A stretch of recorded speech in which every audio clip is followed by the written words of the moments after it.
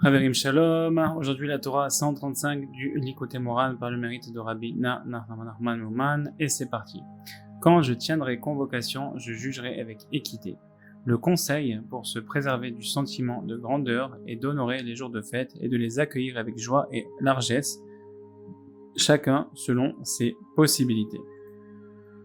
En effet, Moshe, notre maître, que la paix soit sur lui, mérita d'être le plus humble de tous les hommes, grâce au mérite des 49 portes de l'entendement Bina.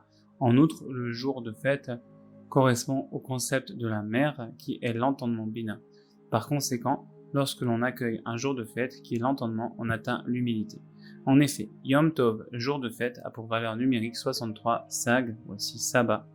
Additionné à ces 10 lettres, soit 73, pour le nom d'Hachem plus 1, comme le mentionnent les intentions, c'est-à-dire les kavanot mystiques du Harizal, Drush ben Yom Tov les Shabbat, qui équivaut à l'opposé de Gas, Ruach, d'un esprit Ota, grossier. Comme c'est marqué dans les Tikkunim également, en effet, le jour de fête annule le sentiment d'orgueil, de Gassout, puisque par sa nature, la petitesse s'annule devant la grandeur. C'est pourquoi cette grandeur s'annule lorsqu'on se rapproche du juste, c'est-à-dire cette Gassout s'annule lorsqu'on se rapproche du juste. En effet, par la grande lumière du juste, on s'annule totalement. Ceci correspond à les jeunes gens en me voyant se cacher. Autrement dit, en voyant le visage du juste, les petits se cachent, puisque la petitesse s'annule devant la grandeur. En outre, l'essentiel de la puissance de la sainteté des jours de fête dépend des justes. Comme il est écrit, voici les convocations de l'Éternel, auxquelles ceux-ci, Otam, vous répondrez en leur convocation. Que nos sages de mémoire bénis interprètent, ne lit pas Otam ceux-ci, les justes, mais Atem vous-même. Il en ressort que les jours de fête dépendent des justes, et lorsque l'on accueille et on honore les jours de fête, et que l'on reçoit la grande lumière du jour de fête, qui relève du juste, comme nous l'avons évoqué, le sentiment de grandeur s'efface, car la petitesse disparaît devant la grandeur. Et c'est la raison pour laquelle un homme est tenu de recevoir le visage de son maître durant la fête. En effet, l'essentiel de la force du jour de fête dépend des justes. Et ceci vient parfaitement répondre à la question posée dans le Talmud sur les paroles de Rabbi Eliezer. Je loue les paresseux durant la fête, comme il est écrit, tu te réjouiras durant ta fête.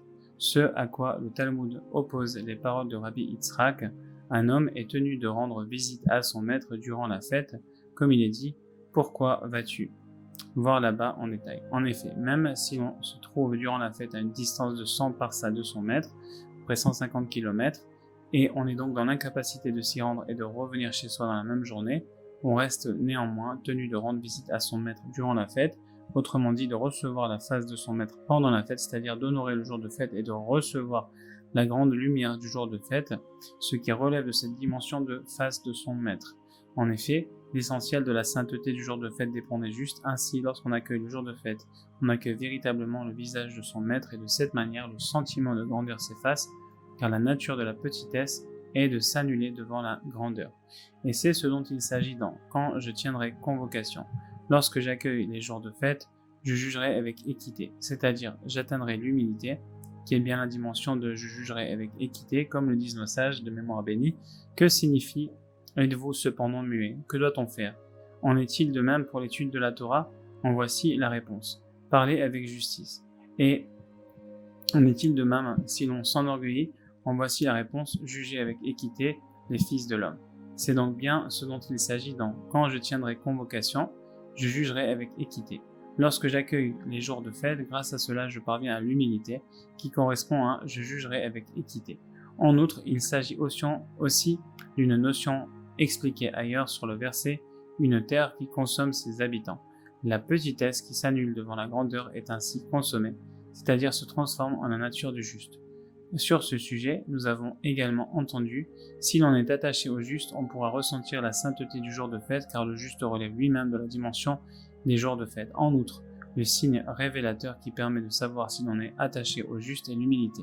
En effet, la nature de la petitesse est de s'annuler devant la grandeur. En outre, l'essentiel de l'attachement est l'amour, qui consiste en l'occurrence à aimer le juste d'un amour entier et total, comme il est écrit, son âme est attachée à son âme. en Bereshit, que le Targum traduit ainsi, la traduction de Onkelos, aussi précieuse pour lui que sa propre âme. Il en Nafsho Keshora ben Nafsho, exactement. Il en est de même dans le verset, l'âme de Jonathan était liée à l'âme de David. De plus, l'amour éprouvé envers le juste devra surpasser l'amour pour les femmes, comme le souligne le verset, ton amour m'est plus précieux que l'amour des femmes. Ainsi, grâce à l'attachement au juste, on peut recevoir la sainteté du jour de fête, car l'essentiel du jour de fête dépend des justes. En effet, l'essentiel de la dimension du jour de fête consiste à élever la royauté de sainteté d'entre les écorces du mal et à annuler ainsi la royauté des 4 royaumes de l'autre côté. La royauté est appelée Dalet, la 4e lettre, car elle ne possède rien d'Elet d'elle-même. Pas d'Elet, c'est une porte, mais d'Elet, de rien. Puisqu'il n'existe pas de roi sans peuple, il en ressort qu'elle ne possède rien d'elle-même. Ainsi, la royauté de sainteté qui correspond au Dalet est tombée et s'est transformée en 4 royaumes de l'écorce du mal, les 4 exils. Ainsi, durant le jour de fête, on doit élever la royauté de sainteté des 4 royaumes de l'autre côté, et c'est ce dont il s'agit dans le verset. Ce fut au temps du retour de l'année, à l'époque où sortent les rois. Donc voici l'explication, le jour de fête est appelé retour de l'année. En effet, tous les jours de fête constituent des jours de jugement, comme il est écrit, le monde est jugé à 4 reprises, à Pessah, etc. Et l'on doit donc se repentir, le retour vers Dieu. Grâce à cela, la royauté sort de parmi les écorces et leur suprématie est abrogée. Comme l'affirment nos sages de mémoire bénie, grand est le repentir, car il hâte la délivrance. Pour exprimer que grâce au repentir, on s'affranchit de l'assujettissement du royaume des écorces, tel est donc le sens de au temps du retour de l'année, à l'époque où sortent les rois. Car c'est alors que la royauté de sainteté, dimension de Dalet, sort de parmi les écorces et la force des 4 royaumes de l'autre côté s'annule.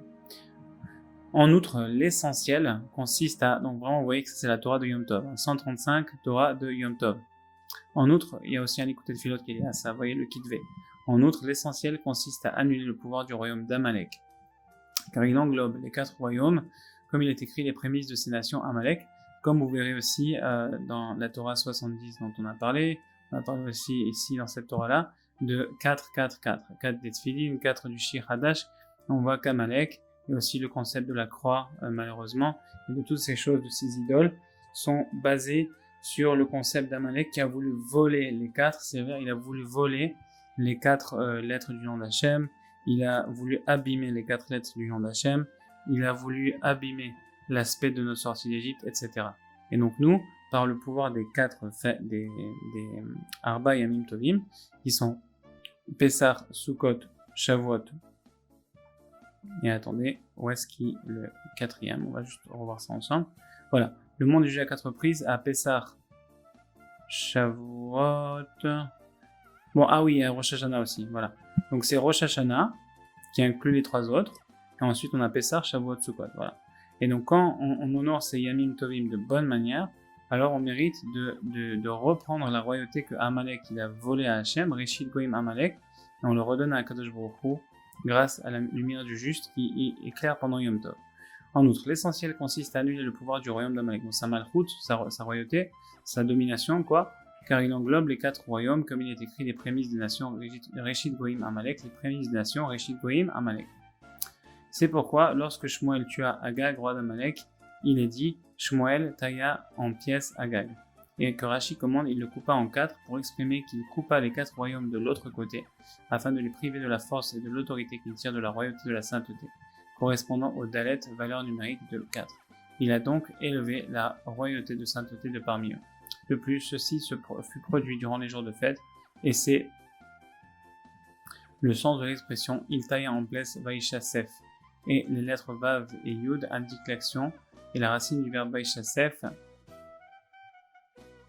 est composée des initiales Shavuot, Sukkot, Pessah, qui sont les jours de fête, et aussi Yud et Vav, c'est aussi connecté avec le Rosh Hashanah, où est-ce qu'on redonne la royauté à Hachem, que le Yud redevient Vav, et qu'on fait Amelech Akadosh à la place de El Akadosh, c'est tout le Yud, El qui devient Vav, Melech, et il y a plein de choses qui sont là-dedans. Donc en fait, le Yud et Vav, c'est l'action, et c'est aussi Rosh Hashanah, et ensuite les 3 fêtes, qui sont les jours de fête.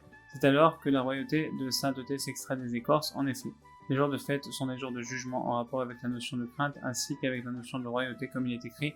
N'était-ce la crainte de la royauté? C'est pourquoi il est dit à propos de Amalek, il a démembré de toi tous les faibles et ceux qui ne craignaient pas Dieu. En effet, l'essentiel de sa force provenait du fait qu'il n'avait pas élevé la royauté de sainteté en conséquence de leur manque de crainte de Dieu correspondant à la royauté. Maintenant, les fêtes, elles ont un aspect qui est fort, même plus fort que Shabbat. Et Shabbat, d'un autre côté, il a un aspect qui est plus fort que les fêtes. Mais Shabbat, comme ça arrive à chaque semaine, bon, on peut dire que certaines personnes ont tendance à le banaliser parce que ça arrive toutes les semaines, etc. C'est pas quelque chose de spécial. Par contre, les fêtes, elles viennent avec une histoire. Bon, Shabbat aussi, Dieu s'est reposé. Mais les fêtes, elles viennent avec une histoire particulière de notre peuple parce que Dieu a révélé sa domination dans le monde. Et quand on honore la fête, on sent vraiment qu'on a un roi au-dessus de nous. On sent vraiment que Dieu c'est lui qui dirige le monde par sa providence. C'est la raison pour laquelle Kol Mevazet Amoadot, celui qui néglige les fêtes, il n'a pas de Olam Haba. Pourquoi? Parce que les fêtes sont un aspect extrêmement important pour se connecter à la royauté d'Hachem et pour ne pas banaliser notre existence en tant que juif. En outre, c'est pourquoi chaque jour de fête compte 4 commandements. À Pessah, les 4 coupes, à Sukkot, les 4 espèces, et à Shavuot, l'étude de la Torah qui revêt 4 aspects évoqués dans le verset. Il l'a alors vu, l'a raconté, l'a préparé et l'a même exploré. Ils sont tous relatifs à la royauté de l'ordre du Dalet, qui extrait des écorces durant le jour de fête. Quant aux érudits de la Torah, ils relèvent de la royauté de la Malchut, comme l'affirme le sage de mémoire béni, qui sont les rois, les maîtres de Torah aussi, parce que les Halachot, c'est lié avec la Malchut, parce qu'ils élèvent la royauté, comme c'est marqué ailleurs. C'est pourquoi l'essentiel de la sainteté du jour de fête est effectué grâce à eux. De plus, lorsqu'on reçoit la sainteté du jour de fête, on obtient l'humilité et la modestie. Tel est le sens du verset, le talent de l'humilité et la crainte de l'Éternel, car la crainte relève de la royauté. En outre, notre père Abraham œuvra lui aussi à cela et poursuivit les 4 rois afin d'élever la royauté de parmi eux. De lui sortit Yitzhak et Ishmaël, Yaakov et Esav, donc 4, correspondant aux 4 fils, le sage, etc. Parce que même si on va dire qu'aujourd'hui, les descendants d'Esav, ils ont massacré, les descendants d'Ishmaël, ils ont fait du mal, etc. Eh ben, on voit quand même que eux aussi, ils ont eu une part dans les religions monothéistes. Esav, un peu moins, parce qu'ils ont fait un micmac, mais quand même, il y a une religion qui les a élevés un peu au niveau moral, par rapport aux barbares qu'il y avait à l'époque, ils sont quand même élevés. C'est ce qui est marqué aussi dans le Ramchal, il parle de ça, que l'influence divine du peuple juif, elle s'est quand même traduite chez eux à certains niveaux. On va pas entrer dans les détails de pourquoi et comment, mais voilà. Et on voit conséquemment voilà, que Yitzhak, Ishmaël, Yaakov et Esav, bon, Yitzhak et Yaakov, c'est notre peuple. Après Ishmaël et Esav, c'est déjà deux autres peuples. Et le monde est englobé de ces 3 nations seulement, avec Amalek qui est l'anti-messie, l'anti-juif dans l'âme, l'antisémite, qui est un 4e peuple également, le mal. Mais par rapport à ça, on peut voir vraiment que quand même, Yitzhak, Ishmael, Yaakov et Esav, c'est vraiment les 4 forces qui ont fait qu'aujourd'hui dans le monde, eh ben, il y a quand même le monothéisme, ou bien une morale qui a quand même progressé par rapport aux barbares à l'époque qui sacrifiaient leurs enfants vivants pour des idéaux, chose qui n'est pas aujourd'hui le cas grâce à Dieu. Pas pour la plupart des gens sur la planète, Baruch Hashem, et déjà c'est élevé. Donc la royauté de Dieu a déjà été élevée, mais il nous reste encore Baruch Hashem du travail à faire afin d'accepter la Torah de Rabbeinu, le Shir Hadash, et de pouvoir, Bezrat Hashem, parfaire le monde à son niveau optimal. Donc de lui, de Abraham, sortit Yitzhak, Ishmael, Yaakov et Esav. Abraham qui a poursuivi les 4 rois afin d'élever la royauté de Dieu de parmi eux. Et ses 4 fils correspondant au sage, au tam, au racha et le chacham, le tam, le racha et Mish et Eno Yodé Alishol, comme c'est marqué dans la Haggadah de Pessah. Depuis le passage sur ce sujet, nous avons également entendu, et jusqu'ici tout ceci est expliqué en profondeur ailleurs dans l'enseignement 30, voire là-bas, et grâce à cela s'ouvre la matrice d'une femme qui peine à accoucher, comme le rapporte le Etzraim, tout comme il existe des gonds et des portes d'alet en hébreu pour une maison, de même existe-t-il des gonds et des portes chez une femme. Et à partir des 2 dalets se forme la lettre même fermée, donc voilà, comme vous pouvez voir dalet et dalet, un dalet en haut, un dalet en bas, et ça fait 40 aussi, même 40 parce que c'est lié au 4, là où se forme le fœtus, voir là-bas. Il faut donc couper le même en 2 dalets afin de permettre au fœtus de sortir. C'est ce dont il s'agit dans il tailla en pièces, il le découpa en 4 pour exprimer qu'il découpa le même en 2 dalets. Comprenez cela, ce sujet de la femme qui peine à accoucher sera explicité ailleurs. Baruch Adonai Leolam, Amen ve Amen. Soit pour la Leilul Nishmat Alain Abraham Ben Frecha, la Refoua Shlema de Michael Ben Chaya Levana, Esther Shirabat Sultana Malka, et pour la Tzlacha de Chaim Yosef David Ben Chaya Levana de tout l'âme Israël Bezrat Hashem. Nachman Nachman Nouman, Toda Rabba Lachem, et rendez-vous sur likotemoran.com.